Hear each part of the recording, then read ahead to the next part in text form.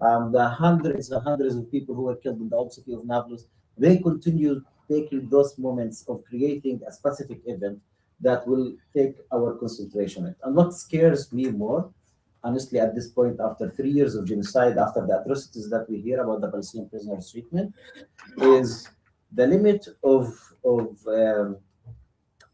in Spanish, it comes our humanity, how much we are able to handle.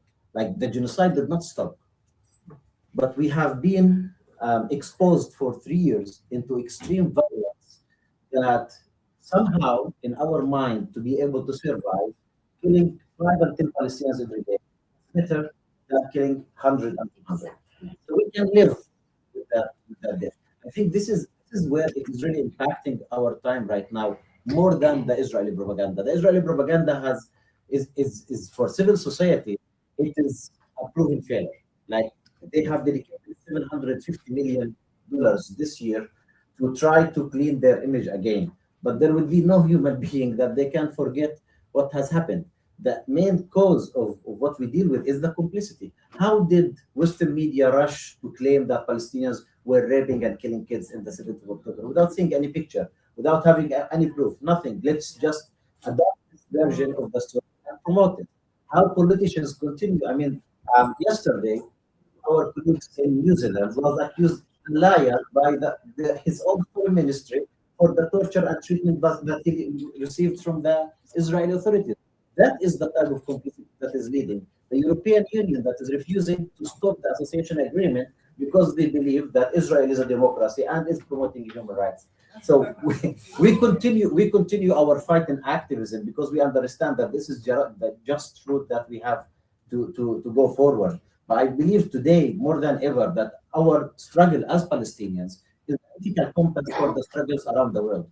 And this complicity that is expanding in the UK, in Germany, in France, and in many countries is converting those governments and not from afar away, active partners in crime, as active partners in genocide, and they are starting to take this people. So people now, activists, people, humanitarians are persecuted in France, are persecuted in Germany, are persecuted in the UK, are persecuted in the US, and this will continue expanding. Mustafa spoke about that is spreading the Israeli society. I have been going to Palestine every year before 7th October. This time I was arrested. I have never seen such hatred as this time. It is so fundamental within their soul that when they look at you as a Palestinian, as an Arab, they only see your death. They don't see any alternative. Well, they just told me that they tried to do as any other occupations around the world. They tried to kill everyone in Gaza, but unfortunately they were only able to kill 100,000. And this is the version that they believe that should happen. So with looking at Palestine within this propaganda campaign, I think our path is to act, continue mobilizing, and to try to bring true joint struggle while maintaining the Palestinian cause in the center of what we do, connecting to the other struggles, because this oppression and persecution is becoming a collective one against all of us and not only against the Palestinians.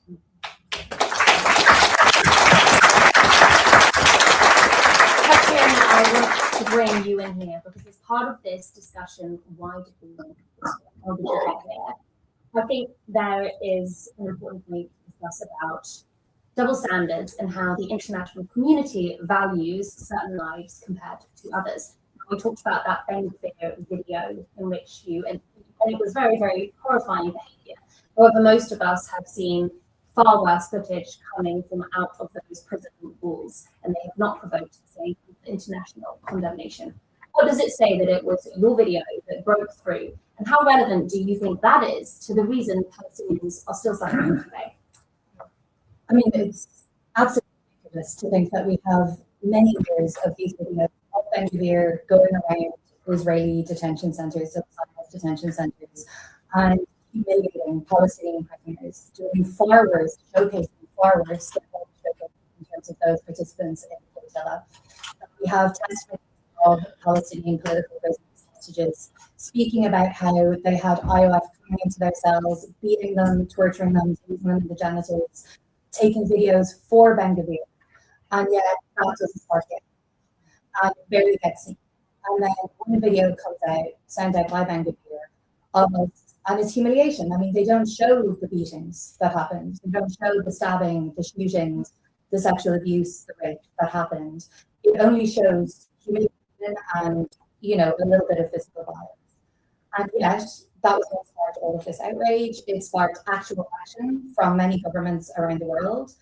And you can have the optimistic view where you say, you know, part of the strategy flotilla is that we are regular free people of the world coming together to take action that brings forth some sense of community, that it could be your neighbor, it could be your friend. And so it elicits a different type of response, which can be human. But we need to acknowledge that's not the heart of it. The heart of it is centuries of institutionalized, systematized racial inequity, white supremacy, decades of intentional dehumanization of Palestinian life and normalization of Palestinian torture, Palestinian suffering, and there's also a gender aspect to this, where so many of the testimonies that come out are violence, sexual abuse, rape perpetrated against men. Have this idea that it's not damaging, it's not harmful, it's more normal that men go through physical violence, that men go through sexual violence. And yet it's unacceptable no matter who the person is, no matter what they're no matter where they are, should never ever be acceptable. So we need to be proactive in our responses. We need to make sure that we make a concerted effort never to allow that conversation. We need to go beyond what's happening with our social media platforms, where we know the algorithms will promote the abuse of white-bodied people over the abuse of brown-skinned people, of Black people, of Palestinian people. So we know that there is Zionist and racist system out there internationally that is controlling the information that we get and what we are told to care about. But ultimately, it's our governments that have the responsibility to be taking action here. It's our governments that are enabling the impunity of Israel to continue the genocide, to continue the apartheid occupation. And it's the governments whose response was mediocre, even when it's their own citizens that are going through these crises, let alone those of the Palestinian people. And so this is where we need to be pressuring all together our political leaders to actually step forward and uphold international institutions that do still exist, even if they've not been upheld for many years. So I think this is where absolutely hypocrisy is not part of it, but where we can identify that, show that, surface it, we can start to question it and challenge it.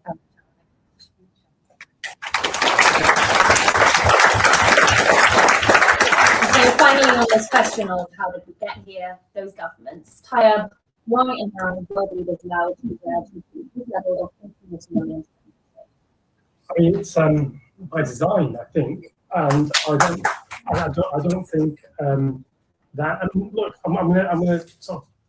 I represent Karen Khan, and we all know what's happening to Karen Khan, and it's important I say that because I've seen inside the political beast, and notwithstanding whatever about what you might have done or might not have done, the fact of the matter is, and it's been widely reported that the panel decided that there was misconduct, and the political bureau has recently referred this on back to the onto the ASP because they said that. Now that's interesting, but having seen, and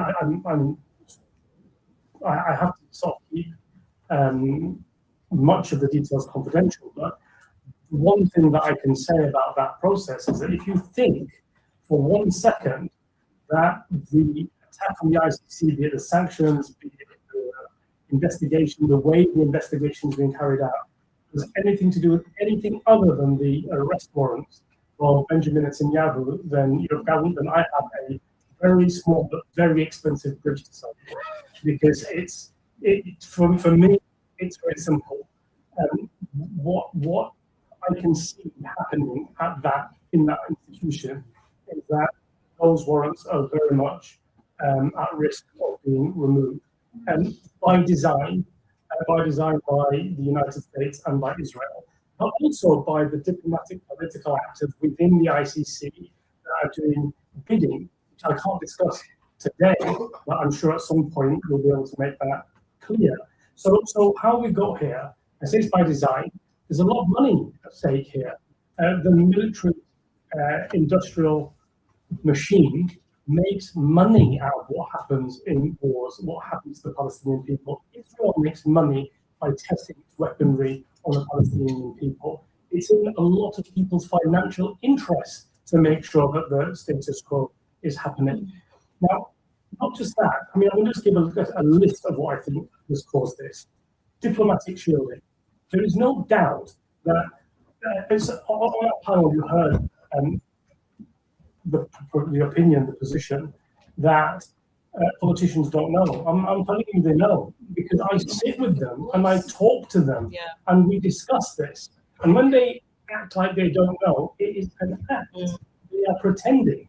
If somebody as unlearned as me knows what's happening in Gaza, I can tell you political leaders in the West and in the global South understand what's going on. They have intelligence services, they have advisors whose job it is to tell them what's going on. They know exactly what's happening on the ground in Gaza, exactly what's happening in the prisons and the detention centers in Israel.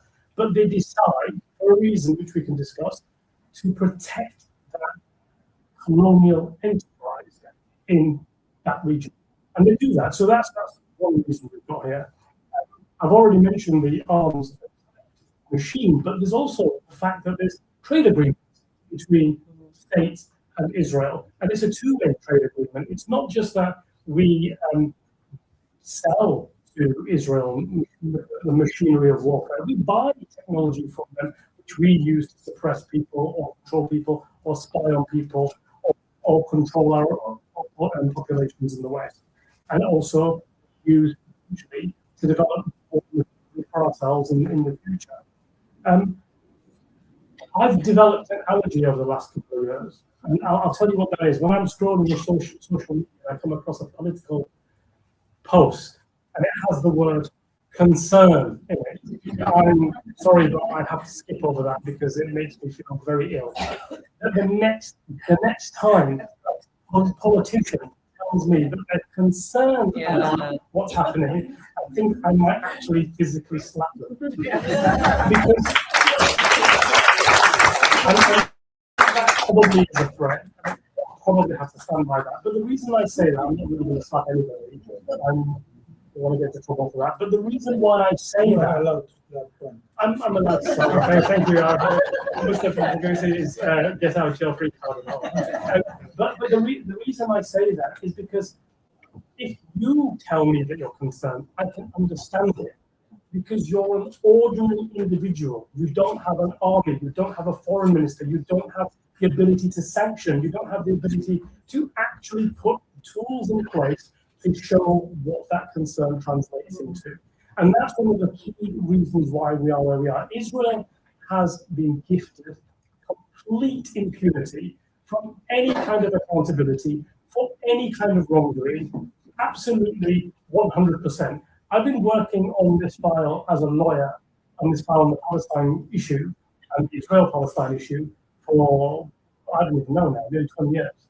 And I will tell you, there is no issue with evidence. The evidence is there.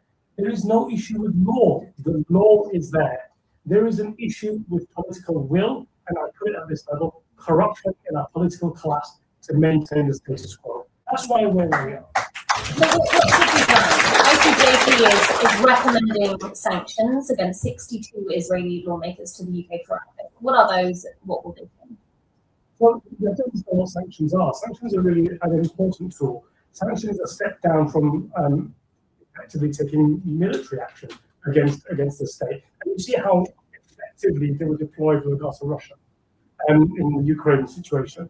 And so what a sanction is meant to do, it's meant to translate that concern we spoke about into action. And what it demonstrates to a foreign state that, look, we don't like the way you're behaving. We can't do anything about it physically, but we can do this in a really proper symbolic action. Because what this will do is it'll affect your trade, it will affect your banking, it will affect your relationships, it will affect your ability to progress because you're not aligned with our values. And so what you do, or what a state does, is when it finds that another state is acting outside of its value system, it issues sanctions. It says you can't behave like that. You have to correct your behavior. When you correct your behavior, then we'll carry on doing normal trade with you. And so it's a very important tool for a state to use. If the state isn't issuing sanctions, then it tells you that perhaps their values are actually aligned with that misconduct. And that's something to actually keep in mind. Now, what ICJP did on the 27th of April is we submitted a recommendation to the British government to issue sanctions for the 62 Knesset members that voted for the murderous death penalty law in Israel. And that's something really important. The grounds are very strong. The grounds of violations of right to life, the right not to be tortured, and they fit within the UK's already existing sanctions framework. And what it would change, it would send a strong signal to Israel about what it's not prepared to do, but not just to Israel. It would send a strong signal to other countries that this behavior is unacceptable outside the rule-based system, outside the values of the United Kingdom, and should be outside your values too. Now on to the wider context. It is not just this law. Israel's use of the prison system to violently subdue Palestinians is rapidly increasing. October 2023, 5,000 Palestinians were held in detention. That number has since doubled. Most of them are held without conviction, half without any trial at all. Fatalities are increasing. The UN has verified at least 87 deaths in custody since that time. The real number is likely to be much higher. Khalid, will you paint a picture for us of what the day-to-day reality is like for prisoners under these conditions?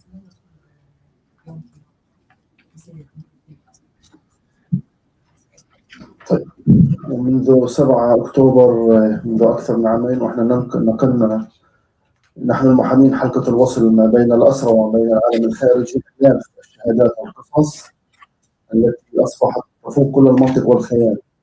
أنا أعمل في هذا المجال منذ أكثر من 17 عام. لم أتخيل أن أستمع إلى شهادات تفاصيلها صعبة وأحيانا لا أتجرأ أن نتحدث بها، ولكن أصبح هذا واجبنا نحن المحامين الفلسطينيين الذين نزور الأسرى أن ننقل للعالم لكم ولكل إنسان في هذا العالم ما يمر على الأسير الفلسطيني داخل السجون الإسرائيلية، وأخص بالذكر أسرى قطاع غزة الذين يعذبون بأبشع التفاصيل. وسوف أسمح لنفسي أن أشارك الحضور بالآلام الذي يمر بها الأسير الفلسطيني منذ أكثر من عام.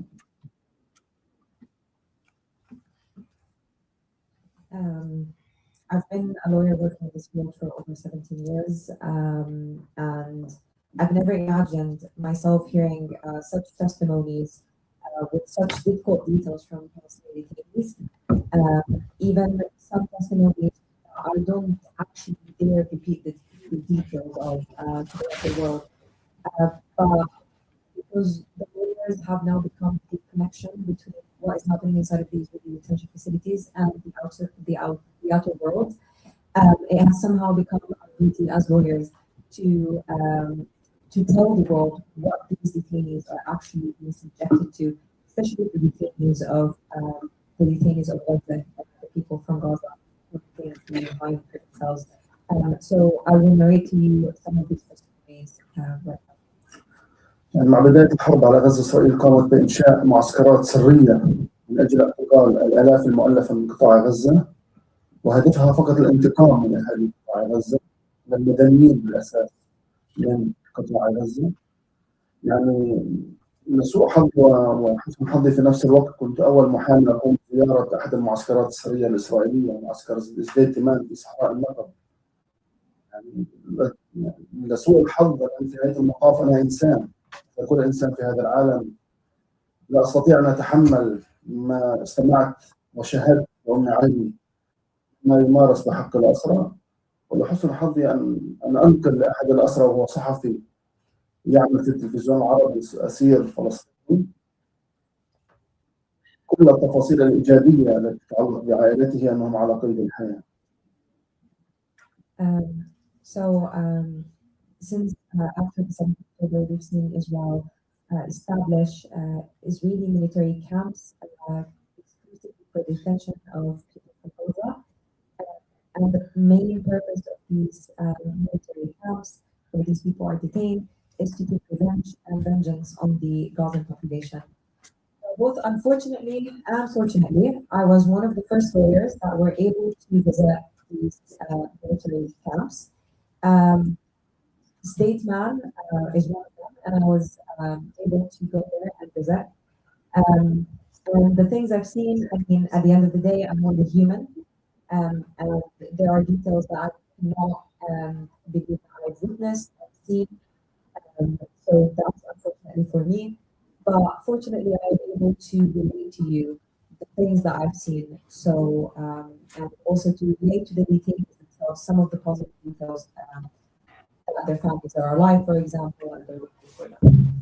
في هذه الزيارة استمعت إلى تفاصيل جدا صعبة، ومحمد عرب الأسير الصحفي محمد عرب وصحفي التلفزيون العربي، استمعت إلى شهادة جدا صعبة ما زالت ترافقني حتى هذا اليوم بتفاصيل. أعتقد أن هناك في إسرائيل أشخاص فقط هدفهم وظيفتهم ابتكار أساليب تنكيل وتعذيب حق الأسرى الفلسطينيين داخل السجون معسكرات الجيش.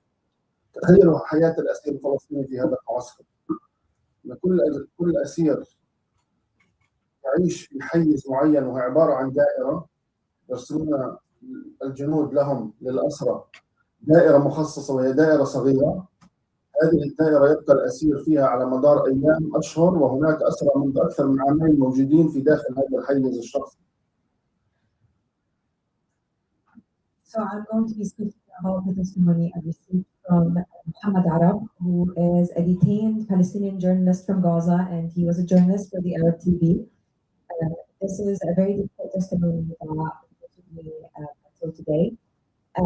Before we get into there in the detention facility that he's at, there are people in Israel that it seems to be their only job to find ways to treat those detainees and be creative in how to humiliate them.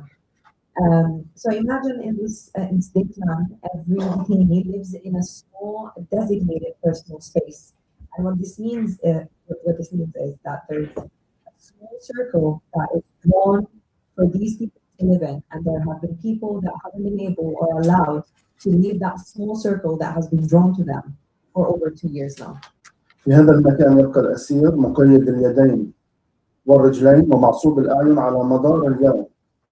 المكان يأكل الأسير في هذا المكان، يصلي الأسير، وفي هذا المكان الأسير ينام وهو بوضعية الجلوس بدون أن يسمح له النوم بشكل طبيعي مثل أي إنسان في هذا العالم حتى لو هو أسير. The designated area that we've just spoken about, the detainee is blindfolded, handcuffed, and this is the only area where they're allowed to exist. The detainee eats in that area, prays in that area, sleeps in that area, and the sleeping position is while they're sat. They can't even sleep properly like any other being on this earth. تخيل أي إنسان أن يبقى مقيد اليدين والرجلين على مدار سنوات ولا أبالغ في هذا الأمر. ولكن كان الأصعب في هذه الزيارة أن أستمع إلى تفاصيل تتعلق، يعني أحيانا لا أتجرأ أن أتحدث في هذه التفاصيل، والتفاصيل تتعلق باغتصاب أسرى، باغتصاب مسنين، باغتصاب أطفال، باغتصاب رجال، ممرضين، أطباء، ناس عاديين من قطاع غزة. ولكن الأصعب كان أن أستمع أن عمليات الاغتصاب تتم من مجندات، من إناث، من نساء، مجندات يبلغن من العمر 18 عام و19 عام يقومن باغتصاب رجال. Imagine that any person would be in this designated area, blindfolded, handcuffed, and also their feet tied for years. This is not an exaggeration. This is actually what has been conveyed to me. This is what I know from the testimonies of these people that I sit with and represent. There are also details that are relevant to those detainees. And again, I mentioned I don't even dare admit or speak about because they're so difficult to talk about. Details about the rape of detainees, the rape of men, of children, of elderly, the rape of doctors, everyone. And what is more striking is the rape that is happening from female Israeli soldiers that are only 18 or 19 years old, raping these men. إن هل أحد في هذا العالم يعرف أن مجندة إسرائيلية تقوم باغتصاب أسرى رجال بواسطة الهروات والمسدسات، ولكن هناك وسيلة أخرى، يعني حتى الآن أحاول أن أستوعب تكون مجندين إسرائيليين بإحضار الحرائق حمراء اليوم التي موجودة في المطاعم وفي المجمعات، وتقوم أحد المجندات بإدخال خرطوم هذه المدفأة لمؤخرة أسير مسن وضخ المادة الكيماوية داخل أحشاء هذا الأسير وإبقاء على هذا الحال دقائق معدودة، ومن ثم إعادة الأسير إلى داخل الدائرة الحيز الشخصي الذي رسم له ومجبورا يبقى به، وبعد ساعات هذا الأسير وقع حتفا. أنا حتى اليوم منذ عامين أحتفظ بهذا الاسم الأسير بنفسي، لم أخبر عائلة هذا الأسير لكي لا أمس مشاعر أهل الأسير المسن من العمر 70 عام، ومات بكل بساطة هذا الأسير بسبب عملية الاغتصاب. This is difficult even for me as I'm translating. So trigger warning for everyone in the room. There is quite explicit details that I'm going to be saying. So if I need to step out, I'm just going to give you a minute.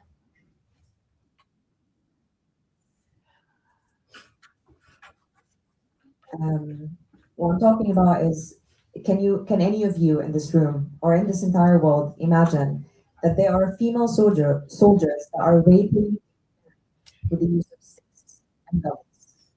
There's this story of a detainee that I have kept for over 2 years to myself. I didn't even tell his family because I wanted to spare their own feelings.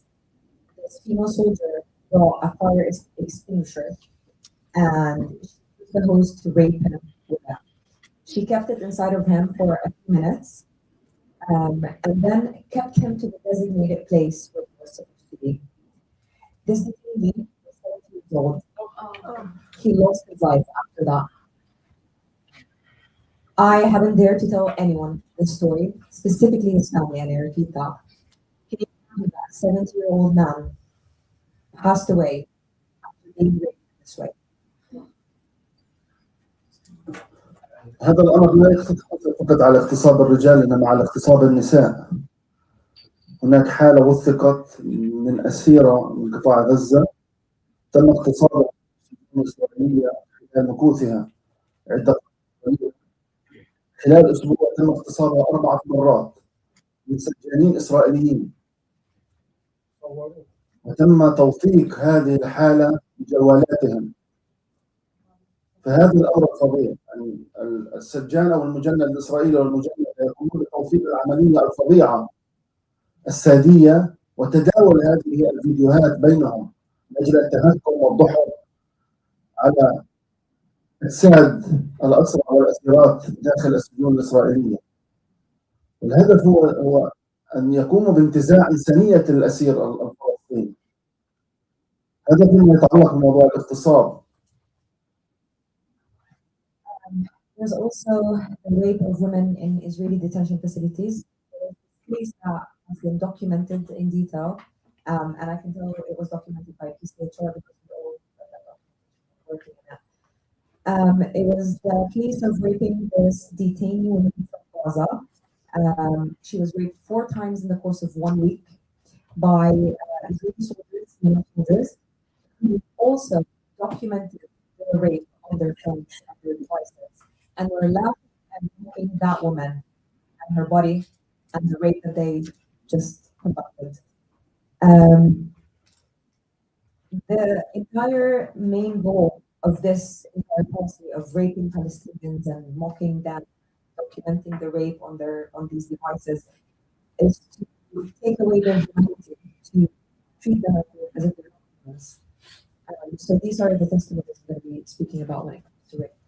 منطق الطب في هذا العالم هو منطق إنساني أخلاقي وقائي علاجي، ولكن إسرائيل لا تتعامل بهذا المنطق مع أسرى قطاع غزة بهذا الإنساني، إنما بمنطق آخر كأداة للتعذيب وتنكيل الأسرى.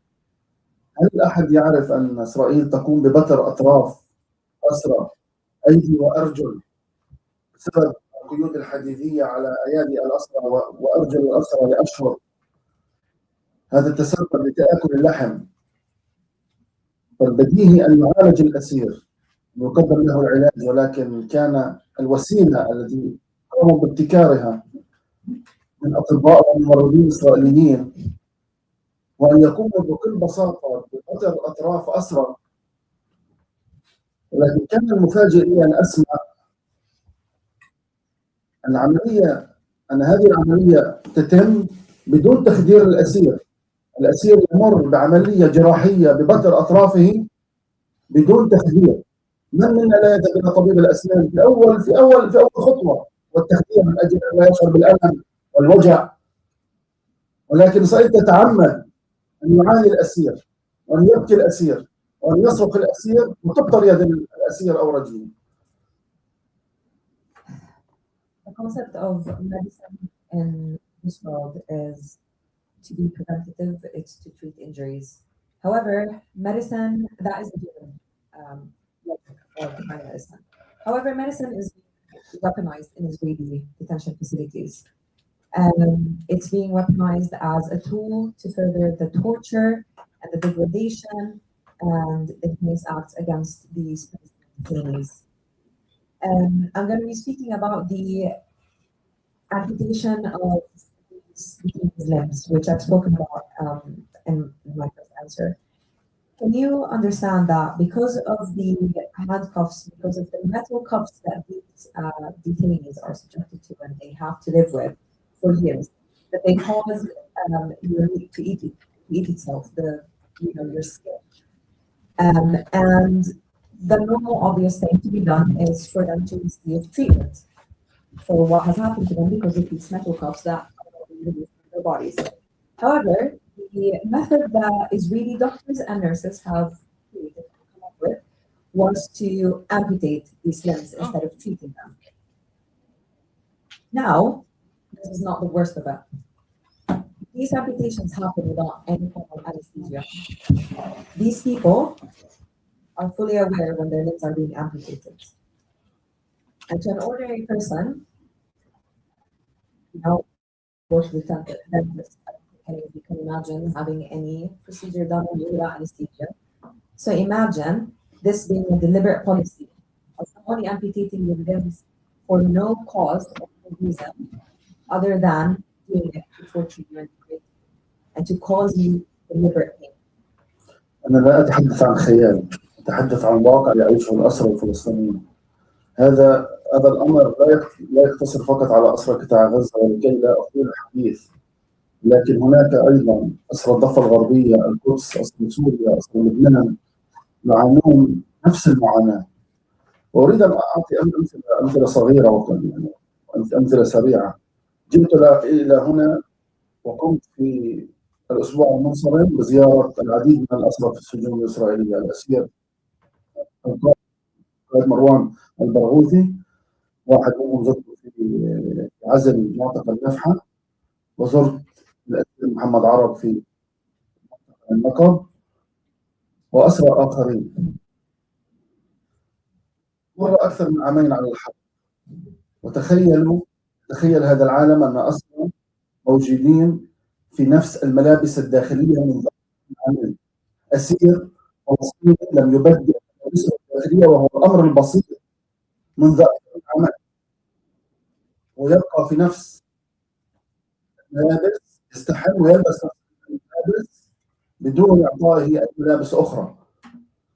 هذا مرة واحدة يستحم الأسير.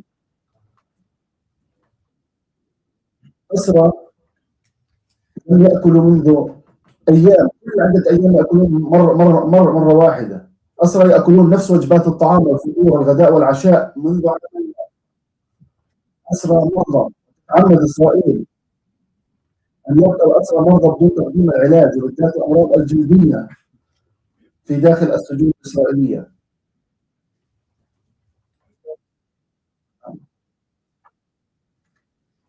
I am not speaking about imagination. This is unfortunately the reality that everyone is that these detainees are witnessing inside of these detention facilities. These are not only the detainees that are from Gaza, these are detainees as well from the West Bank, from Jerusalem, from Syria, from Lebanon. All of them are going through these hideous conditions that I've just spoken about. I am here today in London, but last week I was visiting many detainees, amongst them Marwan Barghouti in Nafha facilities.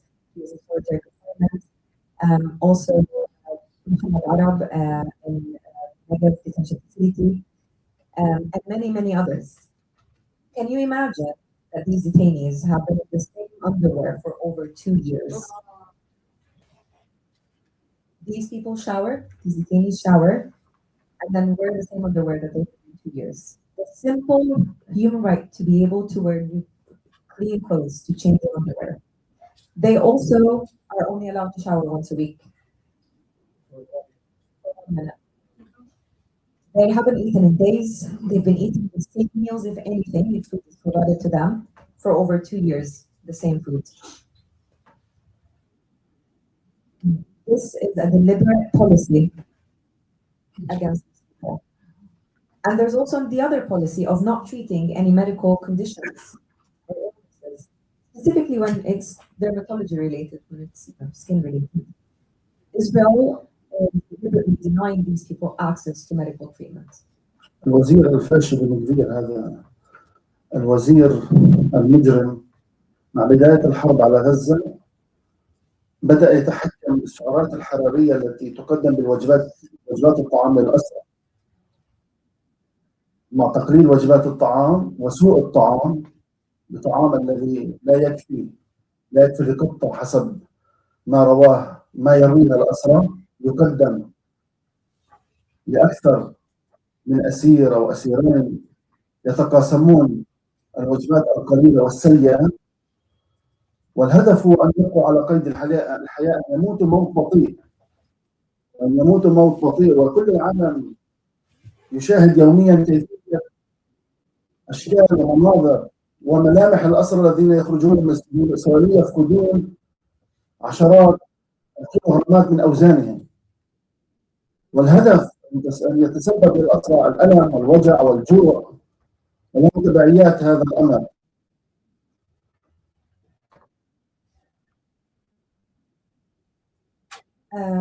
Fascist regime Mr. Ben-Gvir, with the beginning of the war on Gaza, started controlling the calories that detainees were allowed to consume. And that translated into minimizing the meals that they were eating, and also decreasing meals that they were also eating. So it's getting worse. According to the detainees I've spoken to, the food that they receive is not even enough for a cat. And this food is provided, the food that's not even enough for one cat, is provided to multiple detainees, and they all share it. And the purpose of this policy is to keep them alive, or to have them die a slow death. And for the entire world to see what they look like when they are released from these detention facilities, to see that they've lost tens of kilograms. And the entire purpose of this is to cause deliberate pain and deliberate starvation of Palestinians in detention. هذا على التنكيل اليومي والاعتداءات اليومية والإهانات اليومية التي يتعرض لها الأسرى منذ أكثر من عامين. يوميا يتعرض الأسرى للتنكيل والضرب والقهر والأذى، وهناك أسرى سقطوا شهداء نتيجة التعذيب المباشر وإعدامهم داخل الزنازين المغلقة.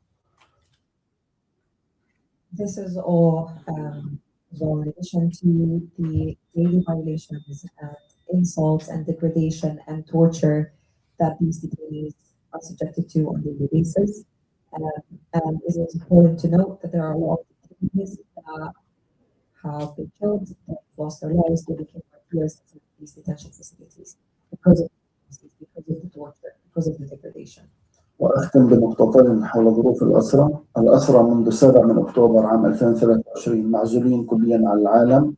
إسرائيل لا تسمح لأي مؤسسة دولية وعلى رأسها الصليب الأحمر بزيارة الأسرى، لكي لا يكشف مندوب الصليب الأحمر هول المعاناة والألم والتعذيب والتنكيل الذي تمارسه إسرائيل بحق الأسرى، وحتى اليوم لم تسمح إسرائيل لأي مؤسسة حقوقية بزيارة المعتقلين. وهناك حادثة حدثت معي منذ عدة أيام بزيارة الأسير الصحفي محمد عرب في معتقل النقب، ودونتها عبر منصة إكس. هذه المرة الأولى يطلب مني أسير أن أوصف له شكله وملامحه بعد عامين من اعتقاله، سبب حرمان الأسرى من المرآة لرؤية أشكالهم وأنفسهم وتعابير وجوههم وآثار وأثر الاعتقال على ملامحهم في نهاية الزيارة. وهذا كان السؤال، وهذا أثقل أمر ممكن أن أمر فيه خلال هذه الفترة، أن يطلب مني أسير، يطلب مني رجل أن أوصف له شكله وملامحه. حاولت أن أجامل هذا الأسير وأوصف له إيجابيات التي رأيتها به، ولكن على الرغم من كل هذا أنا أعترف كنت أكذب على هذا الأسير أن ملامح هذا الأسير لا توحي بالإيجابيات. هو منهك، متعب، مضروب، تغير شكله منذ أن بدأت أن أتابعه منذ عامين إلى الزيارة الأخيرة التي حصلت منذ.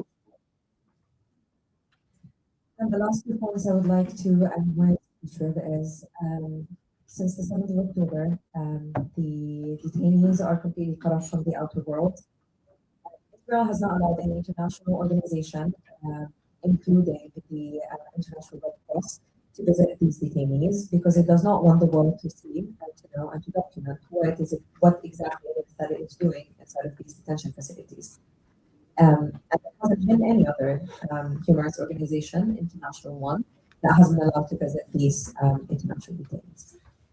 And on a final note, I would just like to mention something that happened to me in one of my recent visits with a detainee called Hamad Arab, which we've spoken about before. And I've also written about this specific incident on my X platform. This detainee asked me to describe what he looked like because he hasn't been able to have access to a mirror for 2 years.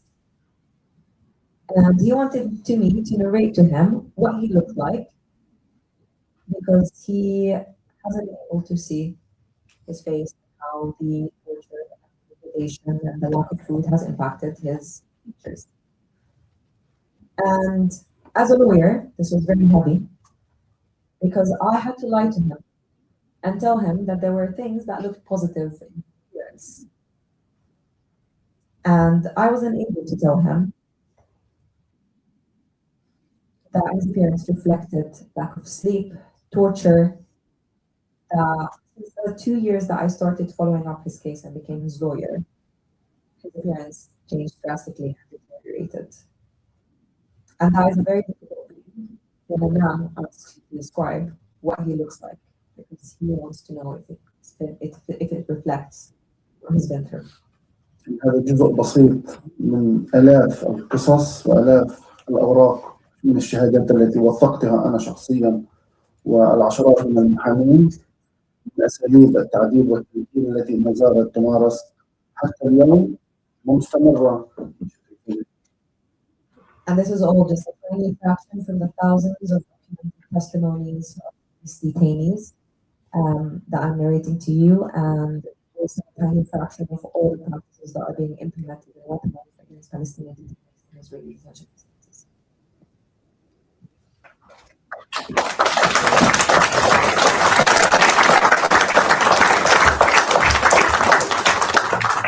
Hello, thank you for being here. I have to say, I think in this section, there's not a huge amount of those testimonies and probably the most important thing we hear tonight. Saif and Katrin, I'll leave that at your discretion since you have both been up close in the system recently. Is there anything that you want to add to that picture? I don't think whatever we went through is compared to these testimonies. I believe it with those testimonies. In that case, I think that the next question we need to ask ourselves is, why are we failing? Because we have here representatives of grassroots and top-down systemic activism. But we have to admit that we are not winning this war, and Palestinians are enduring. Yeah, that's fact. Taya, beginning with you, why are we failing? You know, after listening to those testimonies, a lot of the work that we do is recording these kinds of testimonies at ICJP, and we have over 150, at least, I don't know how many now, but over maybe 200 now, testimonies, which don't say exactly the same thing. These were harrowing, but equally or also harrowing testimonies. And the reason why I start with the testimonies is because I want to take issue with your question, actually, in the sense of why we're not winning. And I don't agree, actually. I think we are winning. And I think that the reason it feels like we're not winning is because of the response to us actually starting to win. Yeah. Now, let me just frame this. It's never easy to fight evil. And we're fighting evil. And if you think fighting evil looks nice and easy, and you can go to a judge and the judge goes, hey, yeah, I agree with you, you can go to a politician and it affects that politician personally, financially, then yeah, I mean, you might win. What I've learned as a lawyer in the last few years is that there is a bandwidth of acceptable legal fight. If I fight from here to here, I can win easily. And it's the government, the judiciary, the world actually allows you to fight, and you can live your entire life in that bandwidth and think that the judicial system, the legal system is beautiful, phenomenal, and will answer all your problems. But the truth is, where evil hits is outside that bandwidth, and it's supported by people that are complicit in that evil. And that's when even taking the most simple legal case or taking the most simple public stance has massive ramifications for you. That's why you can say something perfectly legitimate and proper and be accused of being anti-Semitic. Yeah. That's why you can go be in the hospital as a doctor, wear a badge and lose your job. That's why I've said repeatedly in interviews that I don't expect to end my career as a lawyer because of the work that I do, notwithstanding the fact that I am ranked in directories as a leading lawyer, I completely expect that at some point, just because I'm fighting that evil within the legal system, it will become personal for me soon. I completely expect that. Now, why do I say we're winning and not losing? Is this, I made a list while we were talking, while people were talking. Never before have I seen thousands of people across the globe turn out on the streets week in, week out, because they recognize that the Palestinians have been subjected to genocide and war crimes and crimes against humanity. And they understand and recognize the testimonies that you've just heard. Social media has mainstreamed what's happening to the Palestinians. It's acceptable. Everybody knows it. My kids talk to me. My kids are not interested in politics, know what is happening to Palestinians in Palestine. When have you been in a room like this where you can hear brave people relay testimonies of other brave people in detention? The fact that governments are banning direct protest organizations, terrorist organizations, is because they're fearful of what those organizations represent. The fact that non-Palestinians, non-Muslims have been prosecuted as criminals because of standing up against genocide or standing up for living. Jews across this country, the United Kingdom, are not convicting where the central issue is something to do with speaking out against genocide. They're acquitting or not being able to make a determination. This is new. This doesn't happen. Even when the framework is terrorism or supporting a terrorist organization, this is a sign that the tide is changing. The flotilla, that's a sign. Look at the size of the flotilla. That's a sign that people are mobilizing. The ICC arrest warrants, these were hard-fought arrest warrants. That's a sign that we're winning. It's a sign we're losing if we let them fall away because of what the ICC is doing to people inside the ICC, what the United States is doing inside the ICC. There is a genocide case at the International Court of Justice about the behavior of Israel, a genocide case. That's not a small thing. that's a sign that we're winning, because it took guts for a state to risk itself and stand up and say, well, actually, we think this is genocide, and the world needs to do something about it. States are initiating sanctions regimes against people in Israel, the recognition of Palestine, and most importantly, and more significantly, the isolation and labeling of Israel for what it is, a fascist colonial enterprise. These are signs that we're winning, but don't think that the fight is going to be easy. That's why it often feels like we're not winning, but we're winning.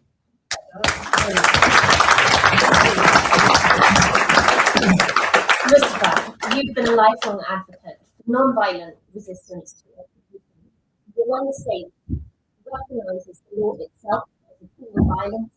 How does that affect the peaceful, or perhaps people's commitment to non-violent resistance? To us about non-violent resistance today. I never said that Palestinians don't have the right to resist in all ways. And I've always said that frankly and bluntly, especially that all other forms of struggle and resistance are justified by international law. And when I'm asked about that, I say you have to abide by international law.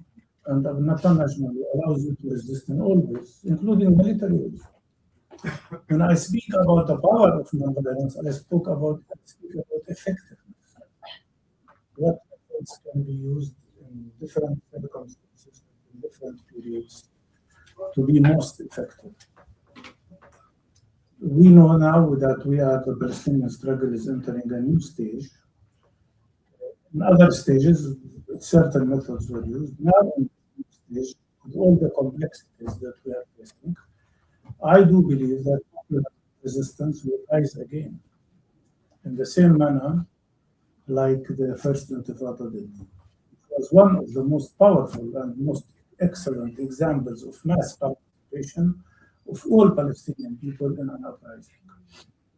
And that's why I don't see I don't see a contradiction between one form or another. As long as the form we are using is effective, because at the end of the day, the goal is to be achieved. The goal is freedom. And there is no contradiction between one or another. Who could say that the flotilla is not an effective force? Who could say that the Intifada is not an effective force? Or the marches of return and taking the siege in Gaza? I want to go back to the question about why we are effective or not effective on the issue of prison of Palestinian detainees and hostages. No, I agree. We are effective. I agree we are not failing. Israel has never been so isolated, but it's not. And there are three things I want to mention.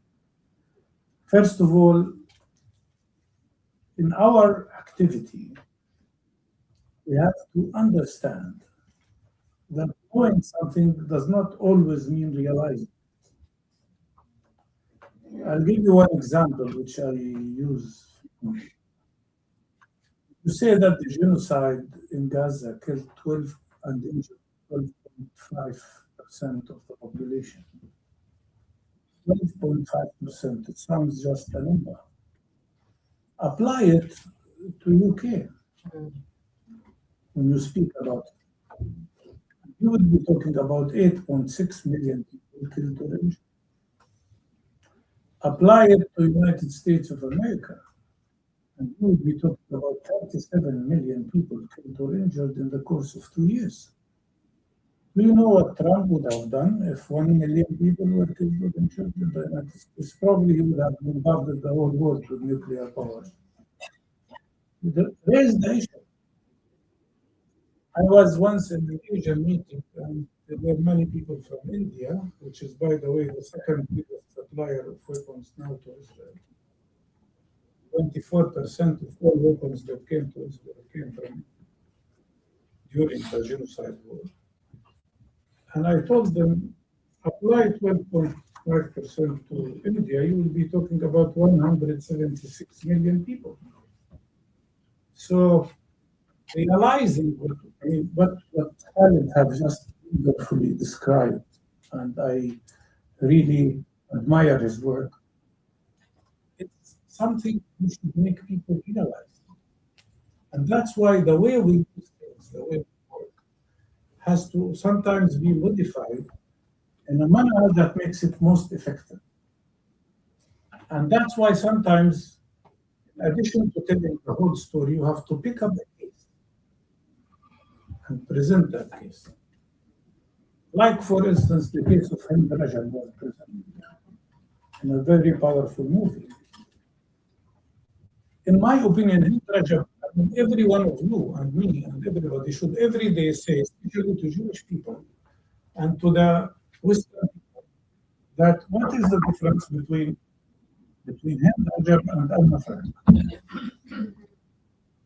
We sympathize with Anna Frank. We sympathize with those who suffered from the Holocaust. But you should sympathize with Hind Rajab. Because the persecutor, the oppressor, the killer in both cases is the same. That doesn't matter what is it, Israeli uniform or German uniform. In both cases, it's the same crime, the same criminal, and the same victim. And I think that approach, I think these cases that were just described, each one of them should become a story and should be advertised in the most possible way. And the target, the goal should be both media and politicians. They might run away, they don't want to hear sometimes. Media doesn't want to hear. And we have to use social media to bring to them the attention to these cases. But believe me, if we work so clearly and so hard, we can make a difference. And we can improve our ability to be effective. And that's why the red ribbon is important. Why the red ribbon is important? Because when you wear it everywhere, constantly, you make people ask questions. They will ask you, what is this? That's what I've done with the key here, which I wear since 2004. And in the beginning, everybody was asking, what is the key? Is it the key to your city? And of course, I always explain this is the right of refugees, the right of returnees. And I'm so glad that so many other politicians are wearing it. It's fine, but it's good because now people know what it means. And that's why I think you have to look at the red ribbon campaign here as an instrument. When they ask you what is this, tell them the story of this journalist, tell them the story of this woman. Tell this is how we can change the situation. This is how we can change the world. And I do hope you can find good artists who could create films about what was just described. Thank you. I think on everyone in this room should give themselves credit for not looking away from this issue, because that really is the first step. What would you say to anyone that says criminal vote doesn't change anything? Like auto promotion. What does change? When we enter into a mentality of claiming that we know the solution and we know the key to resolve the genocide and the occupation, so why don't you go and do it? Like, if there is someone who knows what should be done in genocide, what are they waiting for? The question, and this goes back to the success story, that if we are failing, if we are succeeding or winning. And I think it is important also to acknowledge where we are. And I referred to the dangerous part of this genocide that is impacting our humanity. Everyone who listens to these testimonies, who watch the testimonies of the situation in Palestine, the kids, the hospitals, the starvation, it just brings so much violence inside us, brings so much anger. And the way that we process this anger and the way that we express it sometimes comes out on the people who are most close to us, our comrades. So as two different organizations or two different militants that are doing two different types of activities, because we disagree, this violence turns us into enemies. So this solidarity space, and instead of becoming a collective, inclusive space, we start to distract ourselves from the work that has to be done against this genocide, and we fight each other. We fight the sabotage that we sabotage the work that other people are doing. And I think while we are achieving progressing a lot in the storytelling in this fighting complicity because of the sacrifice that the Palestinian people are doing, we are also auto-sabotaging this work with them by internal conflicts that makes no sense, by putting other priorities in terms of what we need to achieve, other than the freedom and the end of genocide in Palestine. And if we don't be transparent with ourselves, really autocritic with this reality, I mean, just put out in your mind any city, any place, and count how many solidarity organizations exist in that place, and how many activities they are co-organizing together, and how many strategies they are implementing together. And we can see the fragmentation that came into our spaces because we don't know where we throw this anger out. Like, what do we do with it? So, I mean, if anybody here has an effective strategy other than to tell us, I'm happy to start organizing on that strategy. I think that the question is, instead of saying in an exclusive way, this works and that doesn't work, I say to you as a Palestinian, Palestine needs everything. Yes. Palestine needs cultural activities. Palestine needs people with skills to make documentaries, to tell the stories. Palestine needs kitchens to organize food with hummus and falafel because they are trying to steal this culture. They are trying to steal our gastronomy. They are trying to steal everything in Palestine. And Palestine needs lawyers who organize cases. And we need those lawyers to work together. We are more powerful when we bring all those organizations. So we can chase. They want us to lose faith in international law. They want us to lose faith in our capacity to isolate and expose what we do. And we shouldn't give up on that. We should come together and become stronger in what we do.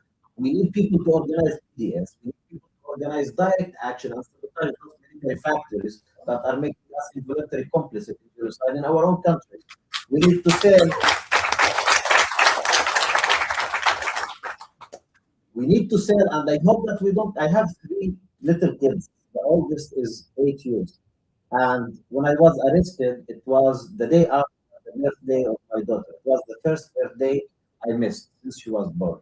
And I definitely don't want to throw myself on a boat that would the first wave that can our face to go, but because what we do expose not only the genocide, not only the criminality of Israel, also it exposes the structural racism in our own system and the complicity that European countries who try to educate us Palestinians about human rights and about the respect and the defense, they go together as what Greece has done.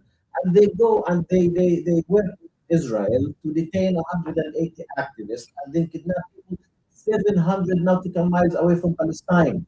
When they speak about a compact zone that is around 150 and 200. So to be more complete on answering your question, we need everyone to act in all the spaces where they are. And we need, I totally agree with Talib in what you said. There is no way, I mean, in all revolutions around the world and all the fights for human rights, we would never have somebody coming at us in Christmas and say, hey, enjoy it for this year, and then I'll come back after. Rights are to be paid for. And if we want to start this process, which is not only fighting for Palestinians, the repression is in your own backyard. It's not about what's happening in Palestine anymore. Israel has managed to expose violence and the practice of violence to every country and made it okay. Because what if a couple of people are being sentenced to 8 and 5 years? We have seen genocide and 70 and 80,000 people were killed. We can live with a couple of people being in the prison. We can live with German beating people out in the street because they are wearing a kufiya. That's fine. 80,000 people were killed. They made our human sensitivity so thick that we need a nuclear war so we can mobilize again. And we cannot take that. We have to understand that the fight is here. That when we talk about complicity, when we talk about genocide, when we talk about the siege in Gaza, it is in our own backyard. And we start with the liberation, the fight for rights in London so we can reach into Gaza. And that's what we need to bring together for us to fight this racism, this oppression, and this genocide, not only about what Israel is doing, about everyone that is enabling Israel to do it. Yes. So for that to happen, we need to understand two main facts. There is a price to pay. It is fine to pay that price if we want to achieve freedom. So we have to do it. And it's not a lecture to do something. It's not whenever I have a free time, oh, this weekend I'm fine. Instead of going to the garden, I might go to, no. Solidarity has to be a permanent act. You wake up in the morning and you say, what am I going to do today for a different world? And have a task every day in your life. This is where we start collectively fighting for our collective liberation. Thank you.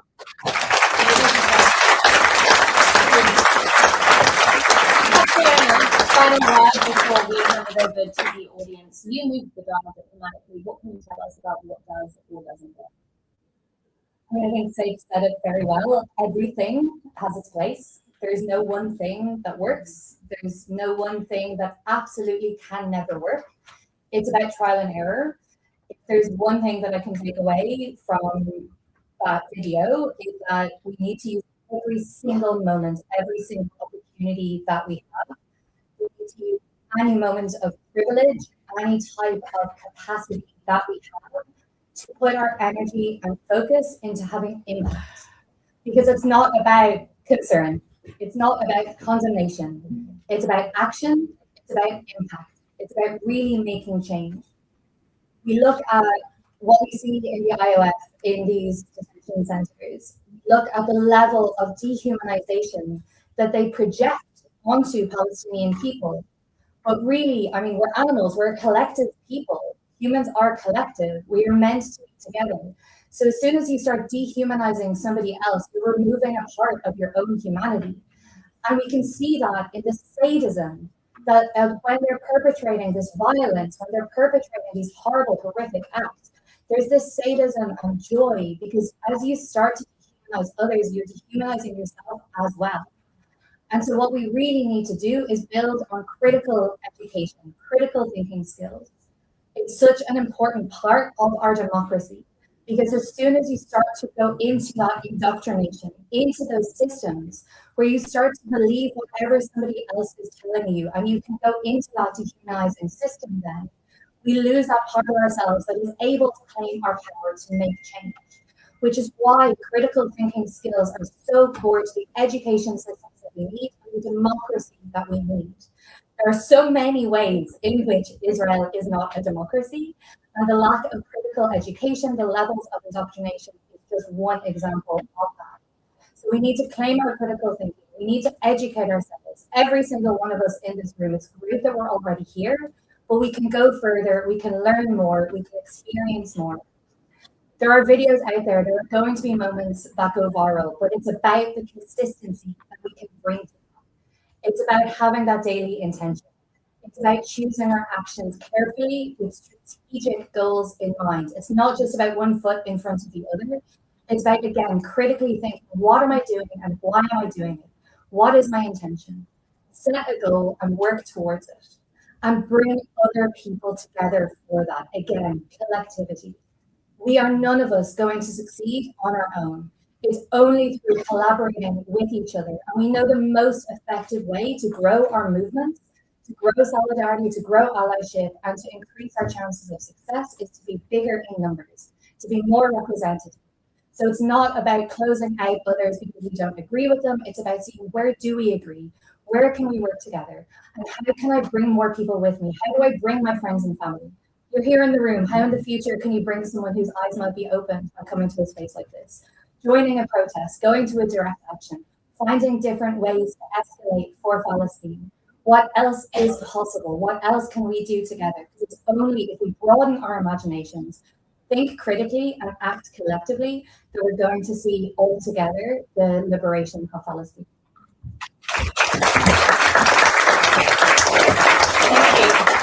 Well, that's our panel. And before we return for calls to action, I'm going to throw it open to the room. Please raise your hand if you have a question. Please also specify who your question is for. Jeremy, do you have a question, or am I introducing Jeremy? Does Jeremy need an introduction? So thank you very much to the panel for everything that they've said. And the fight for Palestinian people takes place in all kinds of scenarios all over the world. And so I know that you asked to, I think, slightly rhetorical question about saying when they're losing. Obviously, the death toll, the destruction, the genocide, the evils of it are disgusting and appalling, and that is a total loss for the lives of thousands and thousands of Palestinian people. But in terms of the historic cause of Palestine, support for the cause of Palestine has never been stronger all around the world than it is now.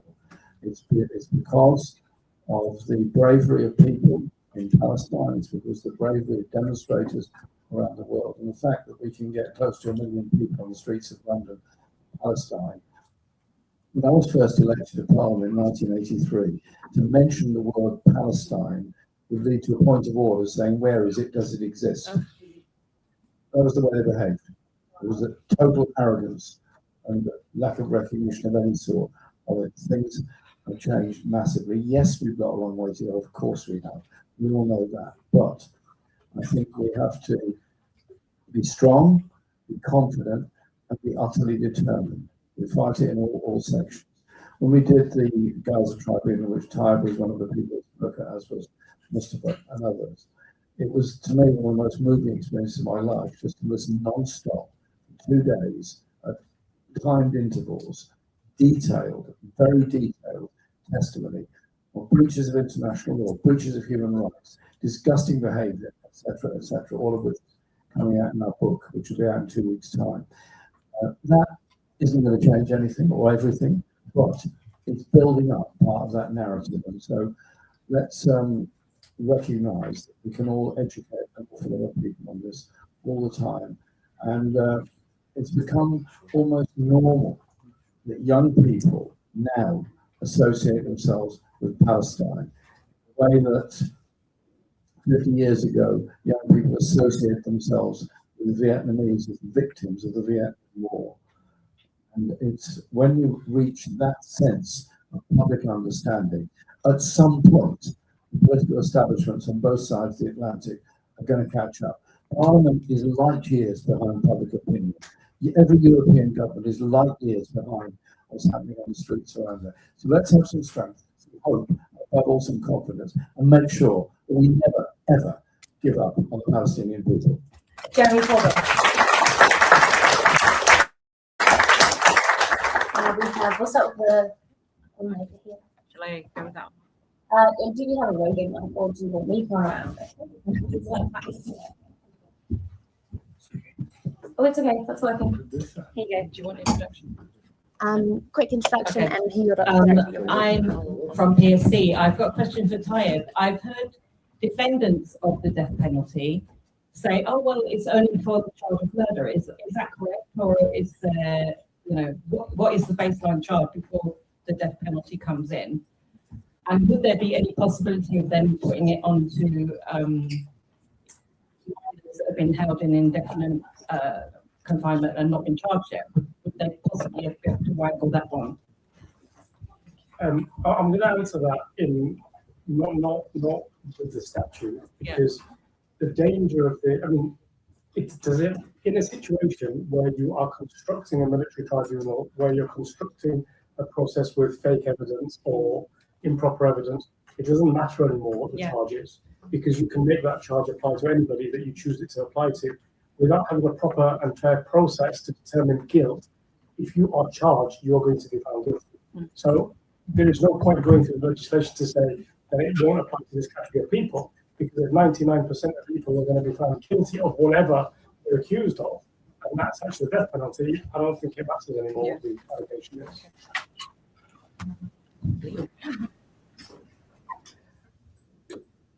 Thank you. I'm Linda Ramsden from ICAP.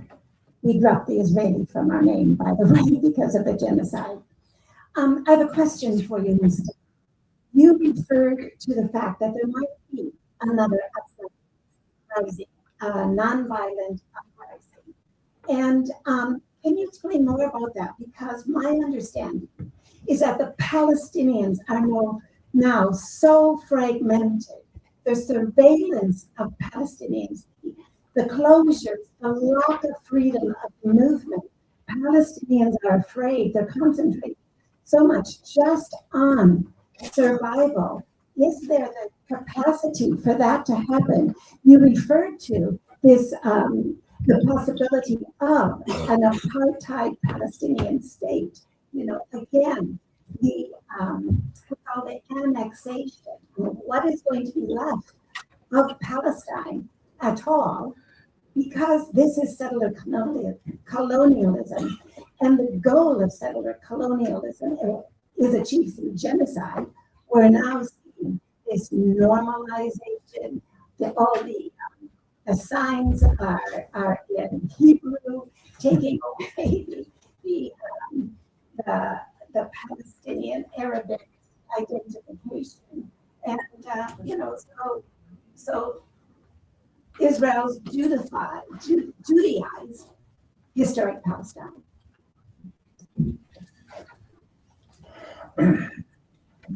Thank you. But I first have to start by saying that the Palestinian people are not divided. It's some political leaders who are fragmented. But the public is not fragmented. And whether we talk about Gaza or West Bank or everywhere, some actions are fragmented for sure. We know the reason for that. And you know, for 20 years I've been calling for unified Palestinian leadership because that's what people need.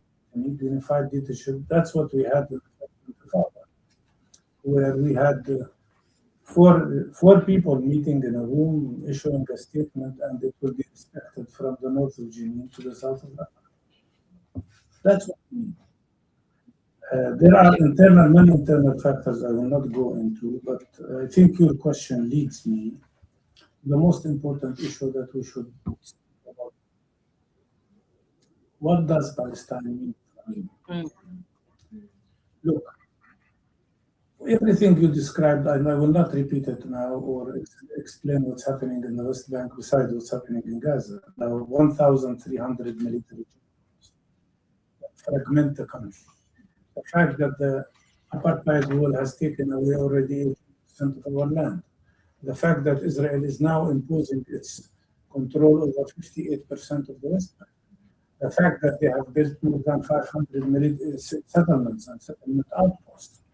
The fact that every day terrorist settler groups are attacking Palestinian communities 15 times every day, repeating what Zionist terrorist groups like Haganah and Etzel at the time in 1948 did. The fact that they have displaced already 70 communities out of the land, but the people didn't leave Palestine. They moved from one place to another. They evicted now 3 refugee camps, Karim. You're talking about almost 50,000 people. And now they don't respect any existing agreement. Oslo agreement is finished. They destroyed it. What you described is their effort to destroy the possibility of a Palestine, of the so-called two-state solution. But who said that the only solution is two-state solution? And in reality, to summarize it, for me as a Palestinian who has lived through all these debates and who at certain points thought maybe there will be a Palestinian state according to these parameters that they are proposing, I now realize that our goal as people is not just to end occupation. Occupation does not bring the refugees back. It's not only about ending apartheid. It's not only about releasing the Palestinian hostages. Palestine will be free for everybody only when we bring down the whole settler colonial project. Now we're running against the clock, so I'm going to ask everybody respectfully to get straight to your question and I have to say that. The biggest risk that no, it's very important for you to understand. This is the essence of everything. The biggest risk we face today is the possibility of ethnic cleansing of Palestinians in West Bank and Gaza. Yeah. The Zionist movement will not succeed unless they displace us. If we stay with all the difficulties we face, they will fail. And the Zionist movement will fail. And that's why for you, and especially for Palestinians, wherever they live, the most important patriotic task today is to help people stay and survive in Palestine.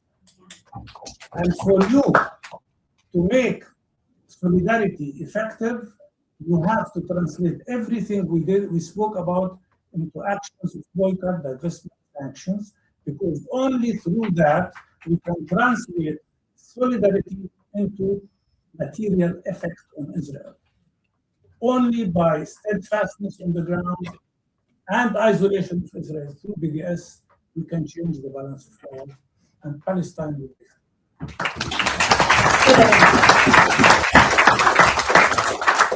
Assalamu alaikum. My name is Ibrahim Abdul Assad, and I'd like to start off by saying to long live our martyrs and power to every Palestinian under Israeli detention.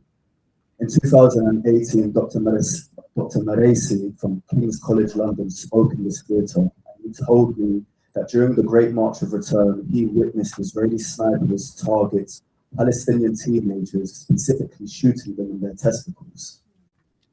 Dr. Maraisi was martyred in this genocide.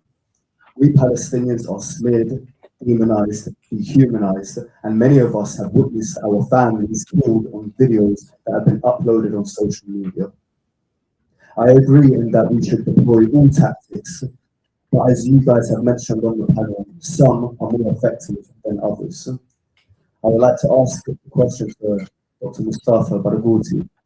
Should the focus be realigned to armed resistance, an international right according to UN Resolution 3246, as an effective form of ending Israel's occupation, as Iran's hypersonic missiles continue to hold the occupation accountable? And if you have time, do you have a message for the Western media outlets that are responsible in creating racist, false narratives that contributed to the annihilation of our brothers, sisters, and siblings, not only in Palestine, but also in Lebanon and across West Asia?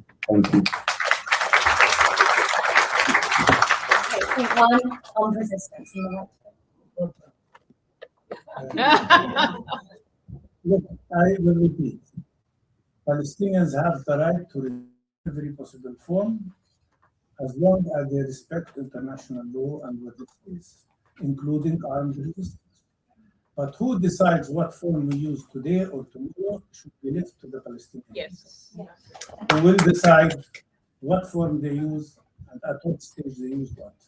So I don't accept denying us resistance. Look, we had yesterday a talk at Oxford, and I said, I think it was published today, Adnan published it.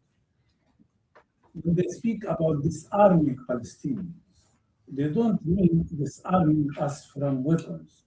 They mean disarming us from the right of resistance in any possible form. And that's what we should not allow in any way. On the question of what do we do with this media that is not behaving properly, my message to them, we will not rely on morality because we barely find it. We will rely on our ability to comparison. Yes. Facts and figures. Thank you.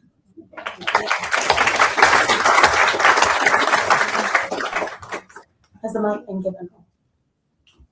Hi, thank you. I'd like to thank Khalid for sharing those true testimonies about our Palestinian brothers and sisters. This is very, very important, and I think it should really inspire every single soul in this room. So thank you for that. My question is, have you had Palestinian hostages directly say to you not to continue to visit them because of the repercussions and the torture that they continue to face? And I just want to add a little bit more. Could you elaborate about children that are being tried in military courts in Palestine? Thank you. اولا استاذ خالد شكرا لك جزيلا على هاي التوثيقات من الضحايا والاسرى اللي انت بتزورهم. سؤال كالتالي: هل طلب منك الاسرى في السجون الاسرائيليه ان تتوقف عن زيارتهم بسبب التهديد او اي رد فعل من سلطات الاحتلال؟ And also, what was your bit about the children? The children being tried in military. وشو رأيك بخصوص الأطفال اللي بيتم محاكمتهم في المحاكم العسكرية؟ طيب شكرا لحضرتك. يعني سؤال مهم. هناك آلاف الأسرى من يخرجوا شهاداتهم وما تعرضوا له في سجون الاحتلال بسبب الخوف من التنكيل والتعذيب والضرب والموت. يعني الأسرى يهددون يوميا بأي شهادة تخرج من السجون الإسرائيلية سوف يعذبوا ويؤمر. There are thousands of testimonies that are not coming out from detention facilities because a lot of these detainees are aware of the repercussions and the threats that they're under if they do say these testimonies and relay them to the outer world. في زيارتي لمروان البرغوثي رسالته الوحيدة أن لا تقدم باسمه أي التماس أو استئناف للمحكمة بأمور أساسية حقوقه داخل المعتقل لكي لا يتعرض للتنكيل والتعذيب من المعتقل إلى المحكمة، لأنه يتعرض في حال يخرج من المعتقل إلى قاعة المحكمة ويضرب وينكل ويهان في هذه الرحلة.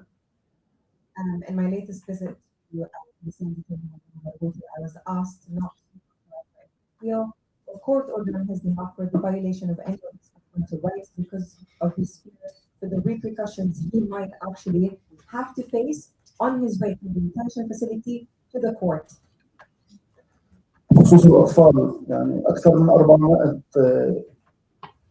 من الأطفال الفلسطينيين معتقلين داخل السجون الإسرائيلية، وهناك أطفال سوريين داخل السجون الإسرائيلية. أكثر من 50% من هؤلاء الأطفال معتقلين بدون تهم، بدون محاكمات، بدون أي شبهات. أنا أتابع أحد الحالات من الأطفال السوريين الذي تم اعتقالهم منذ عامين، كان عمره 15 عام واليوم يبلغ من العمر 17 عام بدون محاكمة، فقط هكذا معتقل لأسباب غير معروفة. فإسرائيل لا تفرق بين الأطفال الكبار أو النساء. بالنسبة لإسرائيل كل فلسطيني أو كل عربي هو خطر. Regarding the children question, there are over 400 children in Israeli detention facilities, and over 50% of those remain with no charges and no trial, and there's nothing against them. There is this case that has been following for over 2 years of a child who was 15. He's a serious trial. There's no charges against him, and he's currently now 17. So over 2 years of not charging that child with anything, and just being held with no charge for in detention.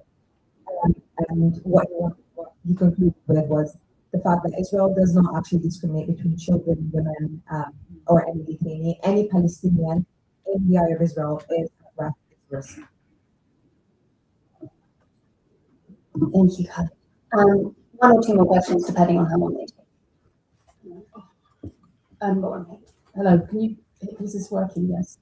I'm Esme, and I'm activist. A question for Tayyip. You mentioned calls for sanctions for this, I think, Knesset members who voted in this law. What can we do to make sure, where can we find out more about the sanctions demand, and what can we do to make sanctions happen? Not only this, but further sanctions. Yeah, with the specific ICJP sanctions that we've asked for, you can find on our website. Also, if you follow our social media on Instagram and also Twitter, or X, we regularly post updates about that. But I mean, I speak to a lot of politicians, and they really are hurt by your letters and your emails and your direct questionnaire. It really makes a difference to them. It does, because they don't like it, because it just blocks their inboxes, and then they have to deal with it. They can't pretend. And I think in terms of sanctions, I think the only real way to make this happen is to make it the question for every MP at every point, every day, and penetrate their politics. I think the easiest way for them to have some peace is to actually get their government to put sanctions in place. And I think that's the only real effective way to make this happen. The final question. Thank you so much. Can you hear me? Very well. Yeah.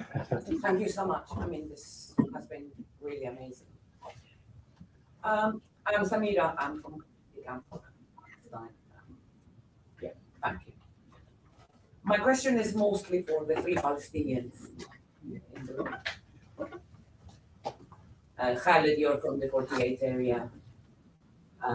Saif, you're in the diaspora just like me. And you, Dr. Mustafa, you are in the West Bank. And you have a long trajectory. We've often said that the Palestinian liberation is an endeavor of a lifetime. And actually, in our chants, sometimes we say, Palestine will be free in our lifetime. But sometimes it does feel that it's actually closer than that. Sometimes it feels that given how much disgust there is in the world about Israel and its actions, it's lost every credibility.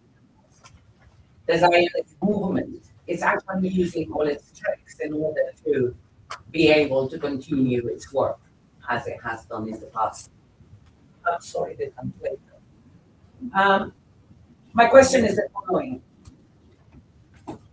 Do you think Israel is about to implode from within? Are there sufficient fractures within that society that is going to lead it?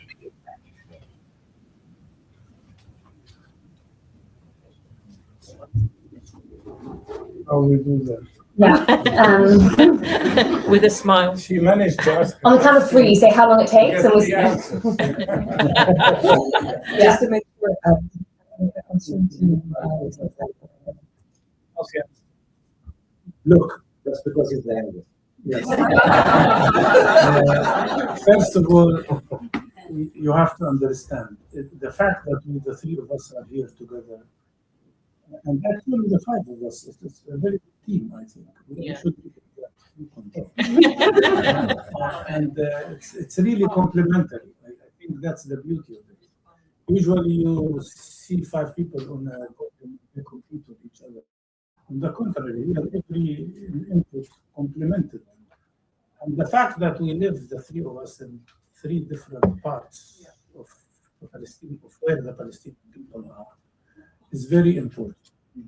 I do believe that the key to success in this coming period is how do we create this complementarity between Palestinians and the diaspora in 1948 and in the this, we need to reactivate the unity of Palestinian struggle, of Palestinians wherever they live. And I reaffirm the goal now, all the details, including, of course, the detainees. The goal is steadfastness, failing the Zionist movement, and boycott the Western sanctions. This is the immediate, effective way.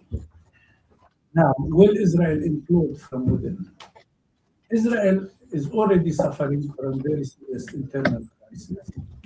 That's why they emphasize so much the issue of ethnic cleansing. In the last year alone, according to Israeli users, 80,000 Israelis left Israel. And these are the liberals, the artists, the doctors, the engineers, the IT guys. They're bleeding. For the first time since 1948, Israel has a negative immigration balance of minus 37,000. This is serious. Israel will not change from within. They will not change from within. The situation will not allow a change from within. Israel will change only by external pressure. Exactly like has happened to the South African side. Now, I think it's important that we get to our calls to action, because today is here to discuss what do we do next. And as Saif said, we've got to get up in the morning and think about something that we can do to help. So I'm going to ask each of our panelists in 1 to 2 minutes to give us something solid that we can get up tomorrow and we can do. Katrina, let's start with you. I think we need to understand there's no one right answer, of course. So it's understanding what are the skills each one of us has and how can we best apply them to the struggle for liberation. So maybe that's engaging in advocacy, contacting political leadership, contacting your representative, applying pressure, making it known that you're not going to be passive in the democracy that we are able to participate in. Maybe it's getting out on the street, raising your voice, taking action, making movements happen, being as loud as possible, as visible as possible.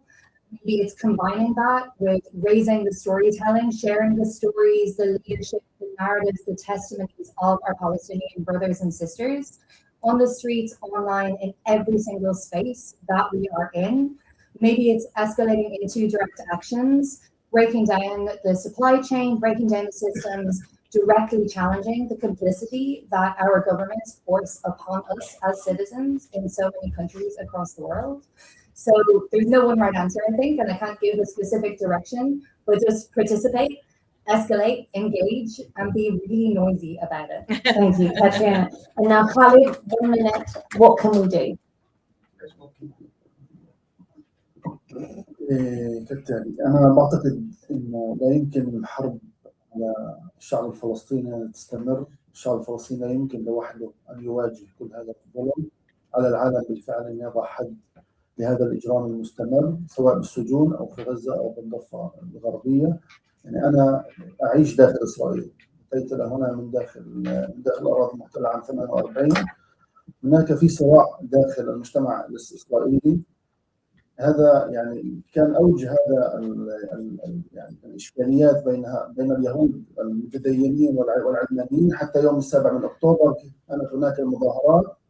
هذه التظاهرات أوقفت بعد الحرب على غزة، ولكن باعتقادي أن هناك سوف يحصل انفجار من الداخل الإسرائيلي. هذا اعتقادي. أنا أعيش داخل إسرائيل وأرى وأقابل من المحامين والحقوقيين بعد الانتخابات يعني التي سوف تكون بعد شهرين من اليوم أو أكثر.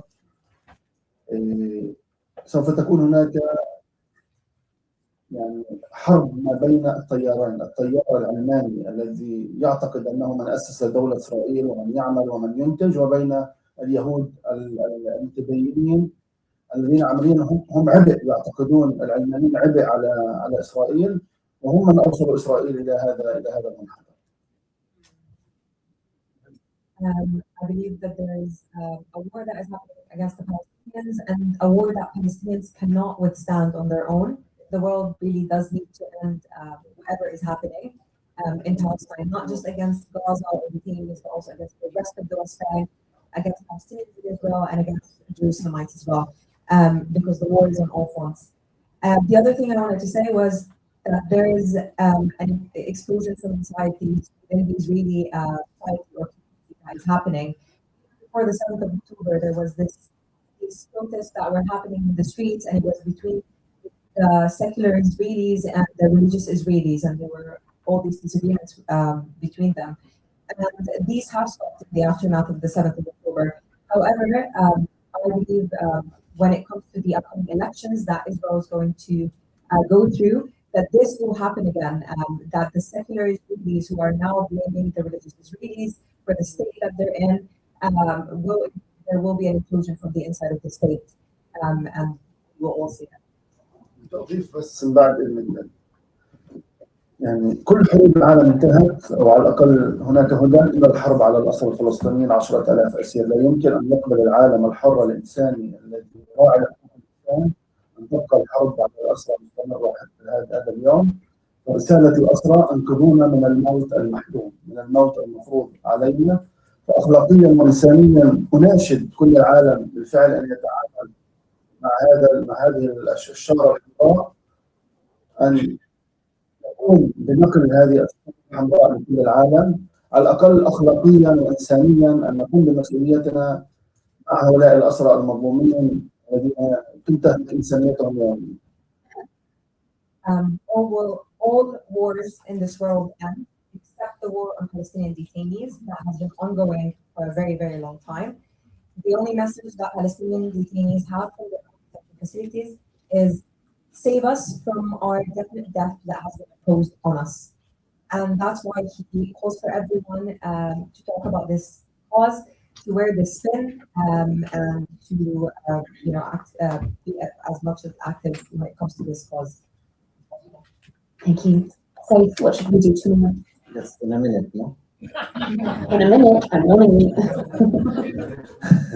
Well, I mean, in the abstract part, don't normalize oppression.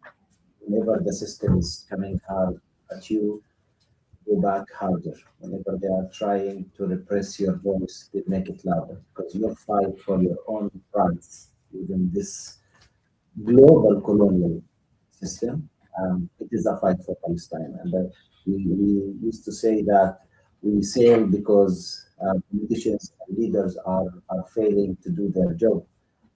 I think they are doing what they are designed to do. They are doing what they're supposed to do. The systems that we have today are based on colonization, are based on oppressing people and confiscating their rights. So take the fight here, in your own home. This is the broader picture on something very concrete and simple. Every day, send an email to your own representative asking for sanctions on a daily basis. Make this in the morning, in the night, send them an email demanding sanctions on Israel and isolation. And a second part for the co-living within the solidarity movement. Every time you think that there is a group that is doing bad in organizing, go and do better. Don't just take action. If you think that there is something that can be done in a different way and you will be more effective around it, then please go and do it. As we said earlier, Palestine needs everything. So the time and the energy that you will spend lecturing others, that they are trying hard, and you know that you are stronger, better, more intelligent than them, and you want to lecture them on how to do it, go and do it yourself. Thank you. Everyone emails tomorrow. Lucifer.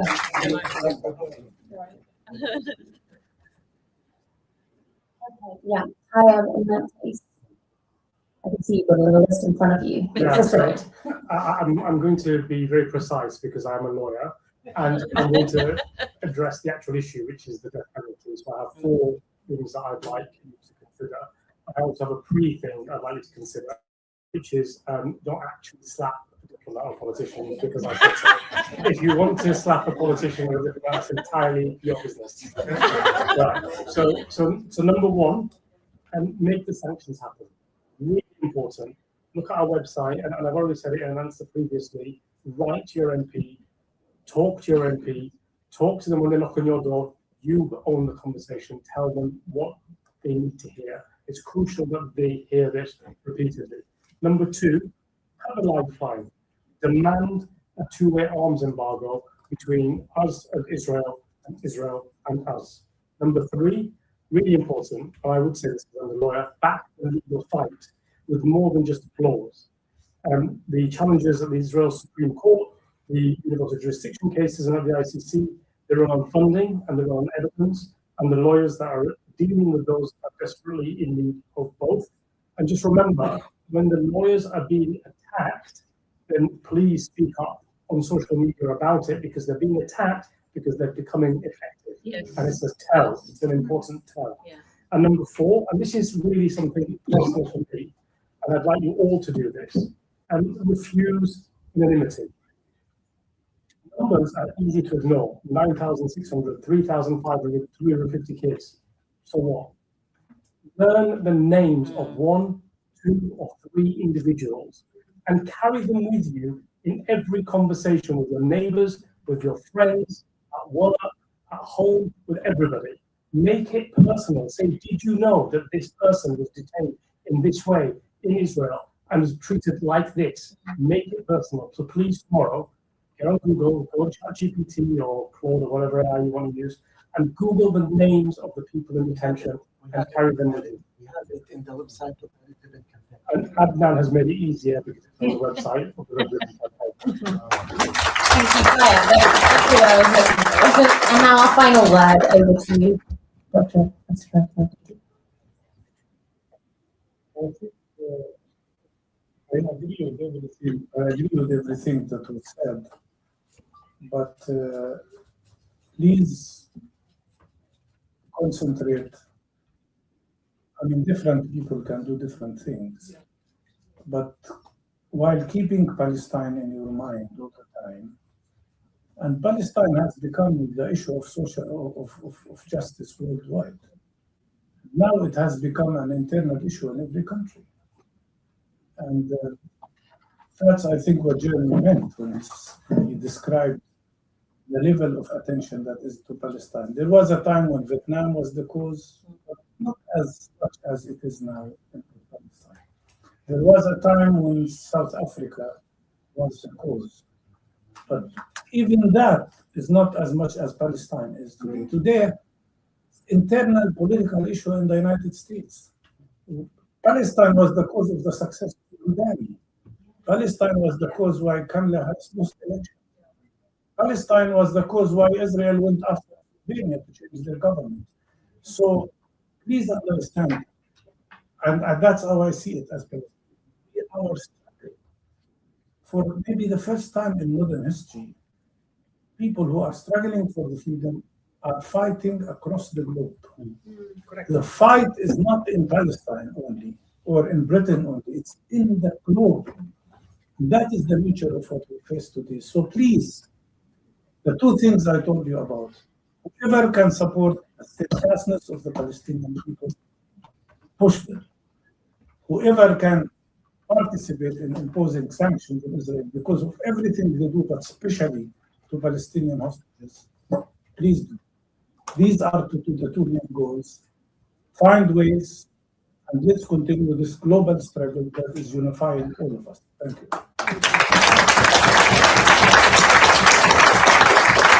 Now, as soon as we're finished with this, we do need to leave the room, but we can do interviews and conversations outside. Shortly before, I just want to give a huge thank you to all of our panelists.